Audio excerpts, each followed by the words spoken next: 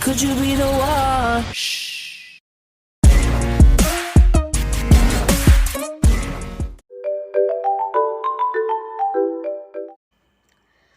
Assalamualaikum warahmatullahi wabarakatuh. Kami dari kelompok 7 yang beranggotakan 4 orang. Yang pertama, Vina Dwi Nur Aini NIM 2162004. Yang kedua, Bertania Aleta Malvianti NIM 2162049. Yang ketiga, Cica Alicia Yasmin NIM 2162050. Dan yang terakhir, Dea Regita Prasetyaharyono NIM 2162054. Di sini, kami akan mempresentasikan matriks GSPM dan isu manajemen dalam implementasi strategik mata kuliah manajemen strategik yang diampu oleh Ibu Ratna Dwi Jayanti SEMM untuk memenuhi tugas evaluasi akhir semester STIE PGRI Dewantara Jombang. Matriks GSPM dan isu manajemen dalam implementasi strategi. Yang akan dibahas pertama adalah matriks GSPM. Matriks GSPM merupakan alat analisis yang digunakan untuk memutuskan strategi yang akan digunakan berdasarkan alternatif-alternatif strategi yang ada. Perhitungan GSPM didasarkan kepada input dari bobot matriks internal-eksternal serta alternatif strategi pada tahap pencocokan. Selanjutnya adalah fitur positif dari GSPM. Fitur positif dari GSPM adalah penyusunan strategi perlu mengintegrasi faktor eksternal dan internal ke proses keputusan. Pengembangan GSPM membuat faktor-faktor kunci akan terlihat secara berlebih dan diberi bobot secara tidak sesuai. GSPM menarik perhatian untuk hubungan penting yang mempengaruhi keputusan strategi. Walaupun mengembangkan GSPM membutuhkan sejumlah keputusan yang subjektif, membuat keputusan kecil di sepanjang proses akan meningkatkan probabilitas bahwa keputusan strategi akhir akan paling baik bagi organisasi. GSPM dapat digunakan oleh organisasi besar, kecil, profit, serta organisasi nirlaba. Selanjutnya adalah keterbatasan dari GSPM. GSPM selalu mensyaratkan penilaian intuitif atau asumsi terdidik, skor peringkat, dan daya tariknya membutuhkan keputusan penilaian. Meskipun mereka sebaiknya berdasarkan informasi objektif, diskusi di antara para penyusun strategi, manajer, dan karyawan dalam proses formulasi strategi termaksud pengembangan dari GSPM. Di sini merupakan contoh dari matriks GSPM yang terdiri dari faktor kunci, alternatif pertama, dan alternatif kedua. Faktor kunci terdiri dari kekuatan, kelemahan, peluang, serta ancaman. Untuk alternatif pertama, membahas tentang mengakui si pesaing. Untuk alternatif kedua, tentang memperluas secara internal, di mana setiap kolomnya terdiri dari bobot, attractive score, dan total attractive score. Langkah untuk membuat atau mengetahui matriks GSPM ini, yang pertama di list terlebih dahulu setiap faktor internal dan eksternalnya. Jadi di list dulu antara kekuatan, kelemahan, peluang, serta ancaman. Kemudian pemberian bobot. Bobot total harus tidak lebih dari 1. Itu dapat dilihat dari matriks IV dan EV. Dan kemudian untuk attractive score-nya menunjukkan tingkat relatif antara 0, 1 sampai 4, di mana 0 yang artinya tidak menarik sama sekali hingga sangat menarik pada attractive score keempat. Selanjutnya adalah total attractive score. Untuk mengetahui total attractive score atau TAS, untuk menghitungnya adalah bobot dikali dengan attractive score. Untuk selanjutnya attractive score yang kedua sama dengan alternatif yang pertama. Sehingga jumlah total attractive score antara 1 dan 2 untuk mencari total attractive score yang tertinggi, maka yang tertinggi tersebut adalah strategi yang harus dilakukan oleh perusahaan. Misalnya untuk alternatif 2, bobotnya 0,15, untuk attractive score-nya adalah 4, dengan total attractive score adalah 0,6, sehingga untuk alternatif 2 yang paling menonjol adalah kualitas produknya.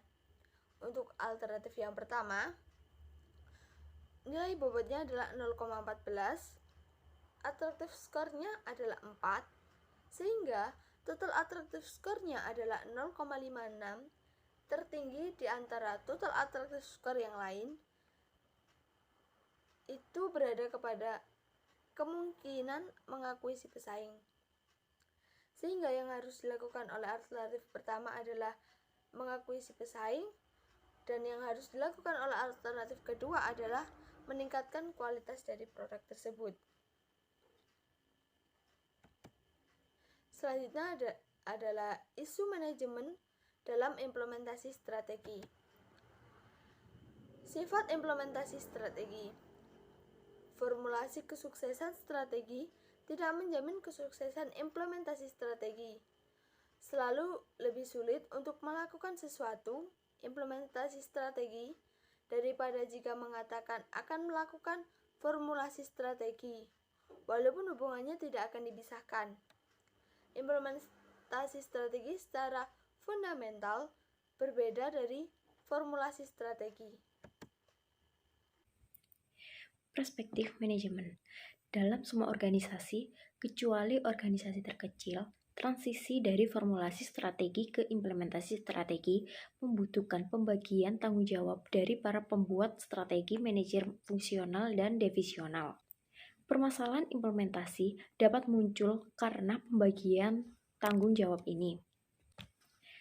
Selanjutnya, apabila dalam sebuah perusahaan perlu untuk membangun fokus pesaing pada semua level hierarki dengan mengumpulkan secara luas mendistribusikan integrasi bersaing. Setiap karyawan sebaiknya dapat membandingkan usahanya dengan pesaing terbaik di kelasnya sehingga tantangan menjadi personal. Tujuan tahunan. Penentuan tujuan tahunan adalah kegiatan desentralisasi yang melibatkan langsung semua manajer dalam organisasi. Partisipasi aktif dalam menetapkan tujuan tahunan dapat mengarah pada komitmen dan penerimaan. Selanjutnya, kebijakan. Pengertian dari kebijakan ini adalah mekanisme untuk menerapkan strategi dan mencapai tujuan. Kebijakan harus tertulis apabila memungkinkan. Contohnya, kapal Karnaval Paradise memiliki kebijakan tidak boleh merokok selama kapal berlayar. Contoh kebijakan yang mendukung. Yang pertama, strategi perusahaan. Yang kedua, tujuan divisional. Dan yang ketiga ada tujuan departemen. Selanjutnya ada contoh isu yang membutuhkan kebijakan manajemen. Yang pertama, sentralisasi atau desentralisasi aktivitas pelatihan karyawan. Yang kedua, untuk merekrut melalui badan karyawan, kampus, atau koran. Dan yang ketiga, untuk mempromosikan penggunaan dari dalam atau memperkerjakan dari luar.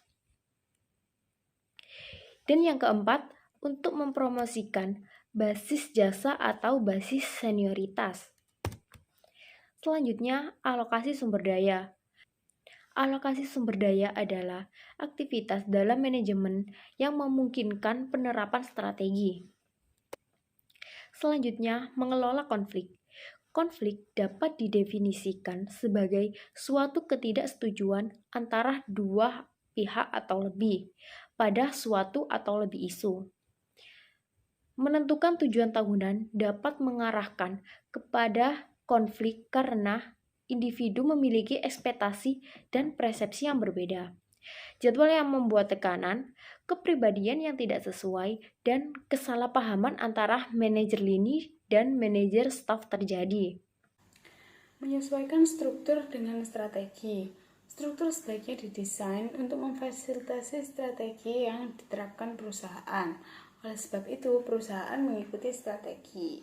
Tanpa strategi atau alasan-alasan yang jelas untuk mencapai tujuan, perusahaan akan sulit untuk mendesain struktur yang efektif. Selanjutnya yaitu pilihan struktur. Ada 4 pilihan struktur. Yang pertama ada struktur fungsional, kedua struktur divisional, ketiga struktur SBO, dan keempat struktur matriks. Yang pertama adalah struktur fungsional. Struktur fungsional diterapkan oleh PT Telkom Indonesia, di mana struktur fungsional ini merupakan struktur yang paling sederhana dan paling mudah dan juga yang paling murah. Nah, kekurangannya untuk struktur fungsional ini kurangnya akuntabilitas sehingga akan memicu konflik di dalam perusahaan tersebut.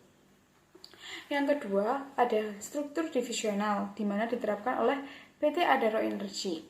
Kelebihannya yaitu akuntabilitasnya jelas, memiliki kesempatan pengembangan karir bagi para karyawannya. Nah, sedangkan kekurangannya yaitu biaya yang mahal, kompetisi antar divisi. Yang ketiga, ada struktur SBO yang diterapkan oleh perusahaan Coca-Cola, di mana kelebihannya yaitu mempermudah pengelolaan dan perencanaan pekerjaan dan administrasi di kantor pusat. Nah, kekurangannya membutuhkan lapisan manajemen tambahan dan tidak memiliki peran yang jelas untuk wakil presiden grup. Struktur yang keempat yaitu struktur matriks, di mana diterapkan oleh Starbucks Coffee. Kelebihannya yaitu komunikasi internal dalam perusahaan sangat baik, sedangkan kekurangannya membutuhkan perencanaan yang pasti. Kemudian selanjutnya yaitu gejala-gejala struktur organisasi yang tidak efektif. Yang pertama, terlalu banyak level management. Yang kedua, terlalu banyak pertemuan. Yang ketiga, terlalu luas lingkup kontrol. Dan yang keempat, terlalu banyak tujuan yang tidak bisa dicapai. Kelima, menurunnya kinerja perusahaan atau bisnis. Dan yang keenam terakhir, kehilangan pijakan ke perusahaan rival. Selanjutnya terdapat beberapa hal dasar yang harus dilakukan dan tidak boleh dilakukan untuk membagi atau menstrukturisasi tabel. Berikut ini adalah contoh tabel struktur organisasional yang benar, di mana di atas CEO atau Chief Executive Officer dibagi menjadi Chief Strategy Officer, Chief Finance Officer, Chief Operating Officer, Chief Information Officer, VIP of Human Resource, VP Marketing. Kemudian di Industrial Product SBU ada Adhesive Packaging Division, Tubes and Cores Division, Paper Division, Rails Division. Kemudian yang terakhir ada Consumer Products SBU, di mana terdapat Flexible Packaging Division, High Density Film Division, Metal End Division, Rigid Division. Beberapa pedoman penting untuk diikuti dalam menentukan tabel organisasi dalam perusahaan. Yang pertama, dalam CEO. Beberapa pedoman penting untuk diikuti dalam menentukan tabel organisasi perusahaan. Yang pertama ada CEO yang dibagi menjadi COD, COO, CFO, CSO, CIO, HRM, CIO, CLO, R&D, CMO, CTO, and MO, yang dimana semuanya memiliki masing-masing proyek, yaitu proyek 1, proyek 2, dan proyek 3. Restrukturisasi. Restrukturisasi ini menyangkut pengurangan untuk perusahaan dalam jumlah karyawan, jumlah divisi atau unit, serta jumlah tingkat hierarkis dalam struktur organisasi perusahaan. Pengurangan dalam hal ini dimaksudkan untuk meningkatkan efisiensi dan efektivitas perusahaan. Restrukturisasi berkaitan terutama dengan kepentingan pemegang saham atau shareholder dan bukannya kepentingan karyawan. Sebaliknya, re-engineering berfokus pada lebih memihak kepentingan para karyawan dan pelanggan daripada pemegang saham. Re-engineering juga disebut manajemen proses, inovasi proses, dan desain ulang proses. Kegiatan re-engineering ini melibatkan konfigurasi ulang atau mendesain ulang pekerjaan, tugas, dan proses-proses untuk meningkatkan biaya lainnya. Re-engineering biasanya tidak mempengaruhi struktur atau tabel organisasi, ataupun mengakibatkan pemecatan atau kehilangan pekerjaan. Presentasi selanjutnya akan dilanjutkan oleh Cica Alicia Yasmin. Jed Bloom, CEO dari EDS, mengatakan bahwa sistem penilaian berdasarkan hubungan timbal balik dan perbedaan kinerja harus segera dimulai, yaitu sistem yang sering disebut dengan pemeringkatan orang. Perbedaan yang membedakan kinerja tiap karyawan akan beresiko kehilangan orang-orang terbaiknya. 5 pengujian yang seringkali digunakan untuk menentukan apakah rencana pengkajian kinerja-kinerja akan memperoleh manfaat bagi organisasi. 1. Apakah rencana tersebut memperoleh perhatian? 2. Apakah karyawan memahami rencana tersebut? 3. Apakah rencana tersebut meningkatkan komunikasi? 4. Apakah rencana tersebut benar-benar akan dibayar jika target telah tercapai? 5. Apakah perusahaan atau unit berkinerja lebih baik? Mengelola resistensi terhadap perubahan. Ada 3 strategi dalam menghadapi perubahan tersebut. 1. Strategi perubahan paksa. Yang kedua, strategi perubahan edukasi. Yang ketiga, strategi perubahan rasional. Strategi perubahan paksa, yaitu dengan memberikan perintah terkait perubahan dengan memaksa. Keuntungan dari strategi ini adalah cepat dalam tindakan, namun kekurangannya adalah rendahnya komitmen dan tingginya perlawanan. Yang kedua, strategi perubahan edukasi, yaitu dengan memberikan informasi kepada orang bahwa perubahan memang perlu dilakukan. Kekurangannya adalah penerapannya yang lambat dan sulit. Namun, strategi ini memberikan komitmen yang lebih bagus dan perlawanan yang lebih sedikit daripada strategi perubahan paksa. Yang ketiga, strategi perubahan rasional, yaitu dengan menjelaskan kepada seseorang bahwa perubahan adalah untuk keuntungan diri mereka juga. Penerapan strategi rasional ini relatif mudah, namun implementasi perubahan jarang terjadi karena berkaitan dengan keuntungan masing-masing orang. Strategi perubahan rasional merupakan strategi yang paling diinginkan, sehingga pendekatan tersebut diuji lebih lanjut. Strategi ini memiliki 4 langkah, yaitu 1. Karyawan diajak untuk berpartisipasi dan terlibat dalam proses perubahan dan transisi yang detail, agar karyawan merasa bagian dari perubahan dan dapat memberikan pendapatnya. Yang kedua, motivasi atau intensif tertentu untuk perubahan diperlukan. Kepentingan personal dapat menjadi motivator yang paling penting. Yang ketiga, dibutuhkan komunikasi agar seseorang memahami tujuan dari perubahan. Yang keempat, memberikan dan menerima umpan balik. Setiap orang suka mengetahui bagaimana keadaannya dan seberapa besar kemajuan yang dicapai. Menciptakan kultur yang mendukung strategi. Suhen mengatakan bahwa elemen-elemen berikut ini adalah yang paling bermanfaat dan menghubungkan kultur ke strategi. 1. Pernyataan formal akan filosofi, piagam, pernyataan kepercayaan dan materi organisasi yang digunakan untuk perekrutan dan pemilihan serta spesialisasi. Yang kedua, mendesain ruang fisik bagian muka gedung dan bangunan. Yang ketiga, pemodelan pengajaran dan pelatihan yang sengaja oleh pemimpin. Yang keempat, penghargaan eksplisit dan sistem status serta kriteria promosi. Yang kelima, cerita, legenda, mitos, dan perumpamaan mengenai orang dan kejadian kunci. Yang keenam, hal yang diperhatikan pemimpin diukur dan dikontrol. Yang ketujuh, reaksi pemimpin untuk insiden penting dan krisis organisasi. Yang kedelapan, cara organisasi didesain dan distrukturisasi. Aspek SDM dalam implementasi strategi. Departemen Sumber Daya Manusia juga harus mengembangkan sistem insentif kinerja dengan menerapkan strategi yang menghubungkan kinerja karyawan dengan insentif. Selain itu, manajer personalia juga dapat menerapkan strategi lain, yaitu 1. Menciptakan dan melaksanakan program kepemilikan saham oleh karyawan, ESOP. Hal ini mempunyai tujuan agar kinerja karyawan meningkat karena mereka menjadi bagian dari pemilik perusahaan dan mendapatkan hak atas keuntungan perusahaan. Namun, ESOP tidak cocok untuk diterapkan di perusahaan yang labanya sangat fluktuatif.